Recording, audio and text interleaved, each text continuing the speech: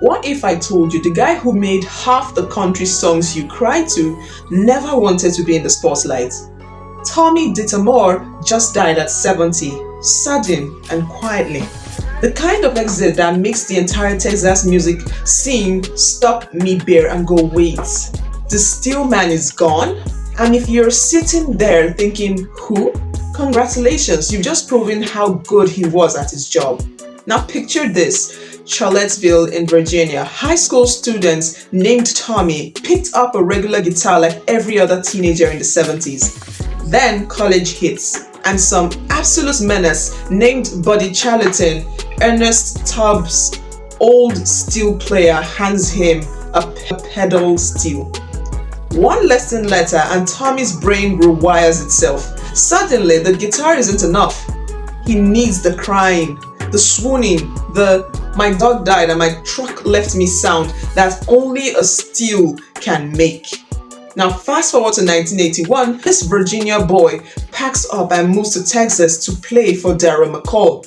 1 year later, he's standing on stages with Moe Bandy, not Merle. People keep mixing that up for 7 straight years. And here's the funny part. While everyone else is busy being a star, Tommy is busy being the reason the star sounds like a star. But the real plot twist? The man who spent the 80s making grown men weep with a foot pedal decided the road was overrated. He built a studio in a tiny Texas town called Floresville and basically said, y'all come to me now. Sherry Ridge Studio, 1991. Looks like nothing special from the outside. The inside is the place where Texas country went to get his heart fixed.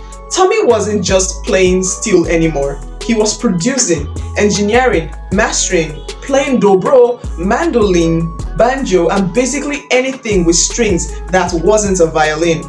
He had standards. Over 150 albums, more than 300 records with his fingerprints on them. Ray Price, Johnny Bush, the Texas Tornadoes, Sonny Sweeney's very first record, Jim Lauderdale, even that 2025 breakout album by T.Y. Myers. What suddenly had everyone asking, who mixed this? In 2002, he engineered a song called Poetry in Motion that gets a Grammy nomination. In 2008, the Academy of Western Artists names him Record Producer of the Year. In 2025, still going strong, Texas Country Music Awards gives him Steel Guitar Player of the Year. The man collected nicknames like some people collect vinyl. Dr. Tom, Sir Punch-a-Lot, Drama Papa, Steelman, the man. And through all of it, he stayed the same low-key guy who'd rather fix your mix than take a bow. Now here's the part that feels weird. Just weeks before he died, Tommy and his wife were celebrating another project of his that went platinum. Then, just like that, August 5th, 2026, the steel stopped. His wife of 41 years, Sandra, broke the news with the kind of honesty that only comes when your world just tilted. She called him the love of her life, said his God-given gift was lifting other people up and shaping the country music we all still hear today. Sonny Sweeney posted that she had just talked to him 3 days earlier about a new project. Immeasurable loss, she wrote. Other players started stacking stories. The time he fixed a session that was falling apart with one perfect steel fill. The way he'd quietly mentor younger players without even making it a big deal. The fact that half the classic Texas record you love secretly has Tommy's DNA in it. No dramatic final tour, no farewell album, just a sudden quiet that left a lot of people realizing how much of the soundtrack of their lives came from one unassuming guy in Floresville. And that's the real joke of it all. The bigger the star, the more they need someone like Tommy.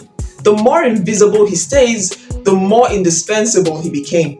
So what do you do when the guy who made the music cry is the one who's gone? You play the records louder. You notice the steel lines you used to take for granted. You realize that every time a song gets the little emotional gut punch right before the chorus, there's a decent chance Tommy Detamore was somewhere in the room, either playing it or making sure it sat perfectly in the mix.